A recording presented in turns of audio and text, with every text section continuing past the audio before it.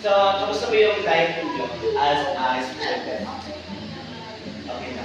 Ay, di ba mahirap? So ngayon, tatanungin kita, magkano ba yung school fees mo? Wow, grabe. 51. Ay, 16. Di ba, kalain mo 50 hanggang 60, di ba? Samantala po ako 9. Kaya ako ko yan. Di ba? So, magkano, ilan po ang, ano po, 75. wala pa naman. Kasi ano po kasi natin? Almost ESP, massage.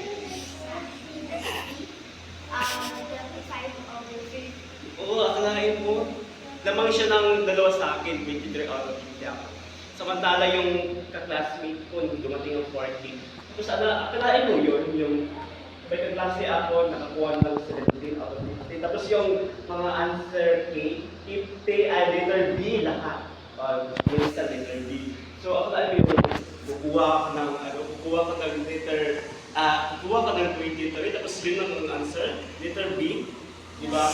So, kumusta yung family situation mo? Okay. Bakit po? Kasi po siya po, galing po siya ng taga Sitio Ambuo. Hindi po sa taga Ambuo dyan.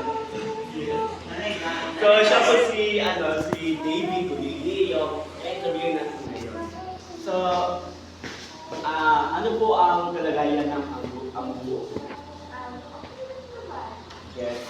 Kasi pag pumunta kasi kayo doon, tahimik. Opo. Kasi kung pupunta po kayo doon, mapapansin nyo doon sa Ambuo, napakalamig, di ba? Yes. Yan po yung location doon. Tapos napaka-nice doon. Kaya, so, welcome din! So, ngayon, i-ask naman natin niya yung kalagayan ng buhay niya. So, muli po ako po si EMGS. Ano niyo po ako sa